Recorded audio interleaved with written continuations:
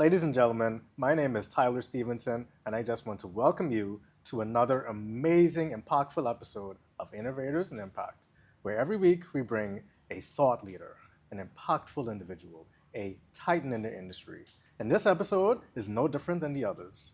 Today I have with me an amazing, illustrious person, and I speak of no other than the magnificent, the professional. She is the leader in compliance, none other than Fareda Sands. Hi, Fareda. How are you? Hi, Tyler. I'm good, thanks. Thanks Awesome. for that introduction. Absolutely. Welcome to Innovators Impact. Thank you for having me. Thank you. And so, for the appreciation of our guests who may not know who Fareda Sands is, could you just give us a quick bio of who you are? Okay, so Fareda Sands started her journey in financial services in the mid 90s, 1990s, and I actually started in retail banking. I was quite happy doing what I was doing. And then I had a conversation with somebody who was in the offshore world. And I said, maybe I should do that. Maybe I should look into that. And fate had it where I ended up having an opportunity to migrate or transition to the offshore world. And my first role was in administration, and I was fine doing that. I was an executive assistant to the president, and then I moved, was an executive assistant to the managing director. And it was during that time the managing director said to me, he said, your personality would suit compliance. And I'm like, really? Because I always wanted to do law. Mm. And so he was like, yeah, because it's not really law, but compliance is rules based and it's a lot going on. Because of your personality, I think you'd be a perfect fit. And so I said, okay, fine. I trusted him. And he was like, why not sign up to do a certification? And I was like, okay, sure. If the company's paying, I'm game, right? And that is how my journey began. That was early 2000s, and I have been in the compliance field ever since.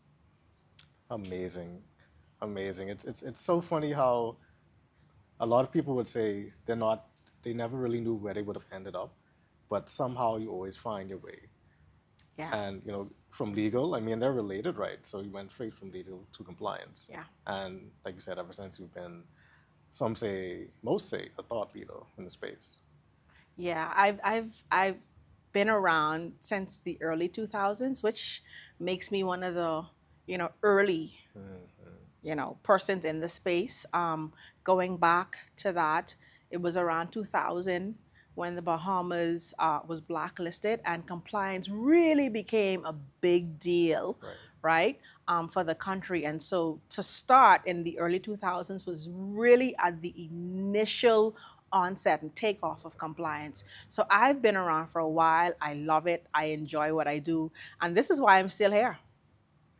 So tell me, Farida, what what changes have you seen since, like you said, since the 2000s, and how have you been able to adapt to that in that changing space? Boy, laws.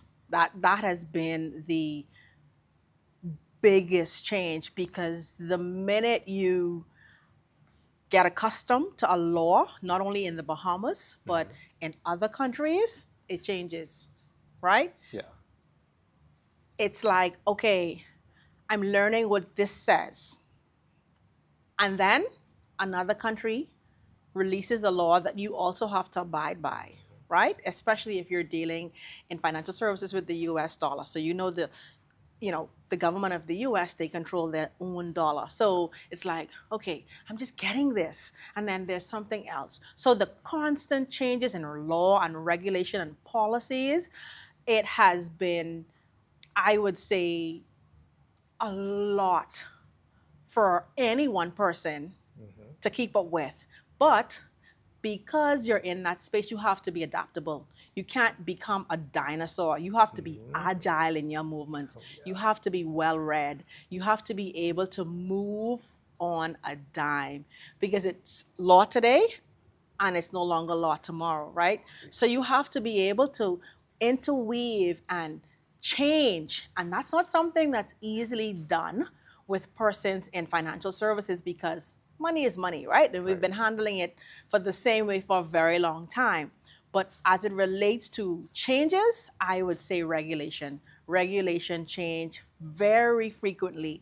And because we're an international financial center, we have to abide by the world's minimum standards, right? So Yes. we have, organizations like, Financial Action Task Force, the OECD. We have organizations outside of the country that also create minimum standards Yes. for us here in the Bahamas to have to live and work by. So, well, let's go back to a point that you made. You spoke about organizations. You were past president of the Bahamas Association of Compliance Officers, were you? Yes. Could you just tell me a little bit about that? So that too is an interesting story because in my role as a compliance officer at one of the largest Swiss banks, my then supervisor said, "Hey, you have good organizational skills. Why not go and help out Baco?" And I'm like, I'm trying to take on the work. I have children. I could be helping with Yeah. homework and things of that nature. And she's like, no, no, no. I think you'll do really well in it. And so I was like, well, you're my supervisor. You're going to have to guide me in this because that's going to take away time, right, from my day-to-day job Yes. because there are activities that require you to attend and plan and be there. And so she said, no worries. If that's something that you're going to do, I will support you fully. Fast forward a couple of years, she was like, I think you should run for executive vice president. And I'm like, Miss, you realize it only been like 2 years I've been in this thing, right? She's like, no, no, no, you're doing so well. Everybody is talking well about you. She said, if you do that, then, you can always move up. So I said, okay, sure. I said, as long as I have your support, because when activities come up and I have to either come to work a little later or work half day or whatever the scenario is, I'm going to need you to support me. And she's like, sure, no problem. Got elected executive vice president, 2-year term. Next term, got elected president, and I've been around ever since. I am somebody who I'm committed to the cause, and that's an organization because I'm passionate about compliance. I'm passionate about BACO because BACO is the association, right, for all of the compliance professionals in the country. And yeah, 8 years later, I'm still around. I'm not even officially on BACO's executive board at this time, Yeah. but I still do a lot of things for them. I help behind the scenes because as a former president, you sit on the former president's council, and Right. so I'm always willing and able to help them. I'm big on education, so even though I don't have a elected position, I still assist with all of the educational trainings that they put on, the webinars. I'm very much involved in that. Back was like a baby for me. And I'm having, some difficulties in transitioning it to becoming a teenager. But that's where we're at now. But I think it's a wonderful organization, and it really does serve its memberships to the best of its ability. I love that analogy you use about teenager to adult. It kind of speaks to also your transformation from, like you said, in the 2000s up to now. And I just want to speak about impact a little bit as well. So, what kind of impact has as Baco, being the president of Baco, how has that kind of shifted your perspective as a leader, and kind of shifted you in that direction? So, speak on that impact that it had on you. So, because BACO is a national association, I can tell you that we have a seat at the table as it relates to national affairs when it comes to financial services. So, despite which government is in power, I can tell you that all of the governments are very supportive of the compliance industry. It doesn't matter who is in power, we've always had the backing and the support of the government. So I sit around the table with the Attorney General. I sit around the table with the Minister of Financial Services, or at this point, it's the Minister of Economic Affairs. Um, I sit around the table with the governor of the central bank. And when you sit at the table, you not only get to hear what they're talking about, you get to learn and glean. And then you get to take that wisdom back, right? And impact your membership because they're leaders. They know what is around the corner. They have an idea, right? Because they're at all the international meetings. So when I'm at that table, I'm hearing things that the average person would not get a chance to hear until, of course, it's released in some media, release or Yeah. some press release.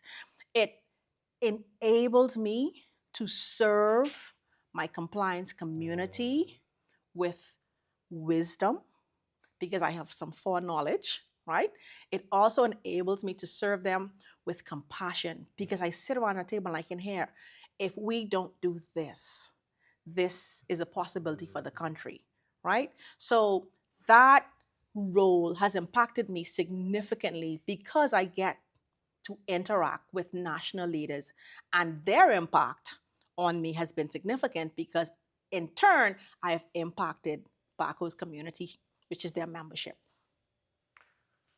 In so in being a part of all of this, and first of all, I just want to say, I saw your eyes light up when you started speaking about that. I mean, I just saw. I mean, your energy was here already, and then it just spiked up a little bit. So I can tell that the passion is there. Yeah, It's I'm super definitely I'm there. super passionate about compliance. I know the benefits and I Hmm. also know the ramifications of getting it wrong, right? And because I've been in leadership, I've seen firsthand what getting it wrong can do from other countries. But I can say in the Bahamas, we've been trying to get it right. And even when we get it, I wouldn't say wrong, but not 100% right, we have worked our butts off to ensure Yes. that we are compliant.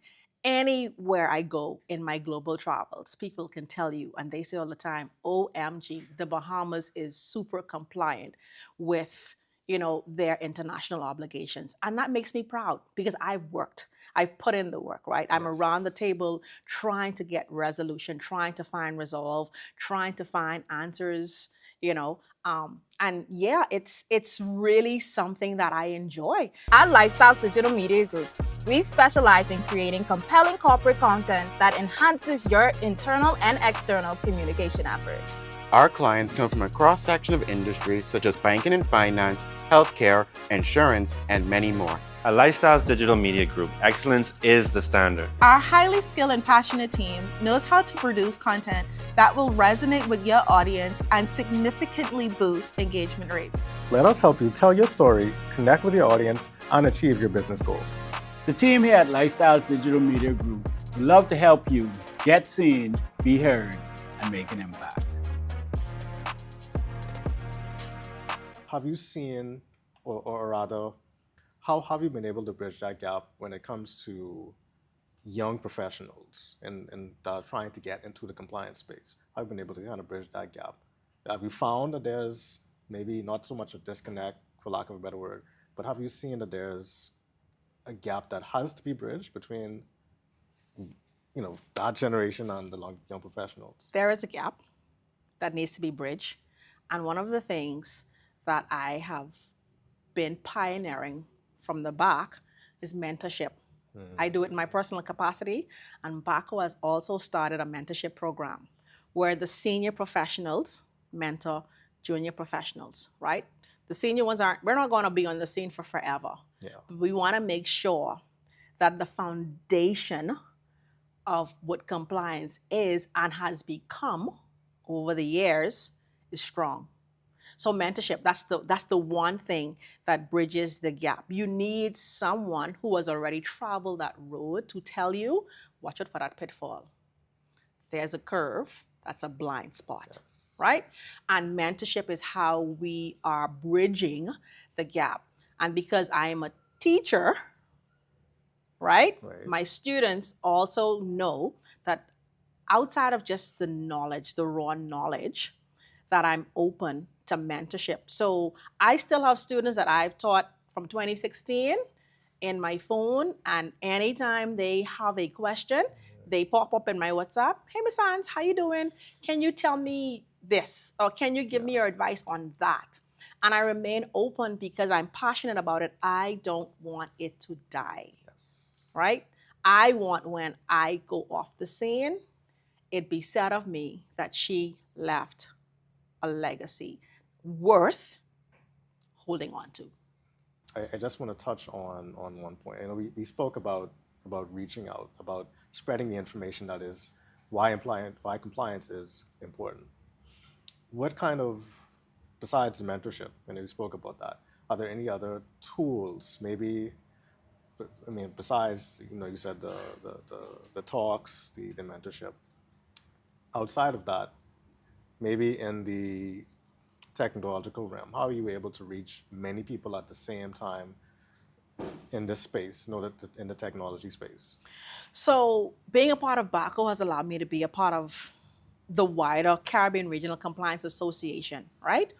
CRCA is what we call it. Right. I'm a director on CRCA. I started off just representing the Bahamas, then got elected to the board, and so I'm representing the Bahamas on that board. That is a Caribbean-wide, 11 country strong association, right?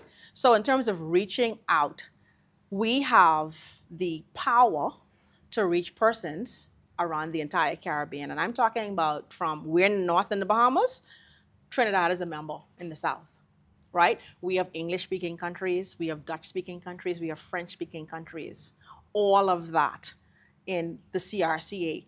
The CRCA hosts an annual conference where they bring together persons from all of those countries, right? Persons from the United States, persons from the United Kingdom, in addition to the Caribbean attendees themselves and speakers. And that conference is where we empower the people that come there and we send them back out. It's like we make disciples of them, right? And in the technology space, we do webinars. So we use those conferences and we piggyback off of those relationships that we build in the conferences, and we also piggyback off the networking abilities, because we always have networking events, right? Because how are you to grow? You grow by meeting people, you grow by sitting and learning, you grow by talking with other people. And that is something that BACO has been doing and is still doing, right? We have a conference coming up in October in St. Martin. I'm a director, I'm on the steering committee. I've hosted personally in the Bahamas twice, 2015, and after the hiatus of the pandemic, they asked me to host in the Bahamas. So in 2022, I hosted here at Bahamas, 250 persons, right? How else, what better way to get that message out there? It's tourism in one aspect, and it's also financial services learning from the compliance, risk, anti-money laundering space. Yes. So we use technology to get our message out. We have different forums, we have different contacts, right, that help us to get our message out to our members, not only here in the Bahamas, but regionally. And from my perspective, I also, because I represent the Bahamas, I'm also asked to speak at different places globally, right? So I represent, like I'm going to represent the Bahamas in Canada at the end of the month, right? That helps me, one, leave an impact, but two, showcase the talents of the Bahamas. Because here I am from the Bahamas speaking on a global stage, but what am I talking about? The same things I talk about home, compliance. Exactly. And just to further speak on that, does BACO use we have social media. We have LinkedIn, we have Instagram, we have Facebook. So we definitely use social media to get our message out there. Because everybody has a social media account, right? Exactly. And we always like to preach that, not to kind of echo what you said. At Lifestyles, we always like to preach that it's very important that you utilize, like you said, social media to be able to get the message across, because that is the easiest and, for lack of a better term, the lowest hanging fruit to get the message out there, to get the information, disseminate that to the audience that you're looking to tap into. Right. And furthermore, what that allows is now I'm able to, if I came across a BACO post or anything about compliance, I can now say that to somebody else. And then I can spread that to this person and that person. Right. So now your job is further done through use of these platforms that we have now. Agreed. Being a compliance officer, being a compliance professional, we have to recognize that the pace of the job can sometimes be hectic. You have to find a work-life balance and know how to integrate them. For me, I tell people all the time, I work hard, but I play hard. And playing hard for me means travel. I enjoy traveling, right? So because of all the changing laws, the policies, the procedures, that's a lot of reading. It's a lot of mental work. It can be very stressful, very strenuous because you always have somebody always have a deadline for you. It's either the regulator, it's your boss, it's the correspondent bank who needs the transaction to go through. You always have deadlines. So it could be a very stressful job if I'm honest with you. However, you have to take control of your own life and say to yourself, okay, what do I want from this job? What do I want from this career? Right? I've been able to raise my 2 children in compliance as a compliance professional, right? I've been able to give them good education, a good start to life because being a compliance professional. However, I've also been able to balance my life, right? I've been able to invest in myself because a lot of times, most professionals, if their job ain't paying for the certificate or the seminar or the conference, they're not going. I've been able to invest in my own self, my own career, my own personal development. Know that when you're coming into this field, it can be stressful, but it's rewarding if you take the time to decide this is how my work is going to be, this is how my life is going to be, and this is how I'm going to balance and integrate them both. Everything I do for my work is on my phone, technology. I could be at my desk in my office, or I could be in Dubai. Everything is in the cloud. We talked about technology, right? It's in the cloud. I can answer my clients, I can check reports, I can do anything on my smart device. So I'm no longer tied to a desk, right? So I can do work vacations Yes. as well as I can just go in the office and work. But it is up to us as individuals to make the determination. We can't allow no one to do it for us. The choice is yours. Choose wisely. Thank you so much. Now, could you just tell us tell your camera to the audience where we can reach you, where we can get information about compliance or any other social media platforms that you might be connected to. So BACO has a website, www.bacocompliance.com. I'm on LinkedIn, Fareda Sands. You can look me up, see what I'm involved in, see what I'm getting myself into these days. And also BACO's website is a good place for you to start to think about a life in compliance. Awesome. Ladies and gentlemen, thank you again for tuning in to another amazing and impactful episode of Innovators Impact. I've been your host, Tyler Stevenson. Our guest, Fareda Sands, has left us so many nuggets of information that we're sure to take home with us and disseminate that information to those that might not be aware of it. Again, thank you so much for your time. Be sure to like the episode, share it, subscribe, spread it to anybody that might need this information. And God bless you. Have a wonderful day.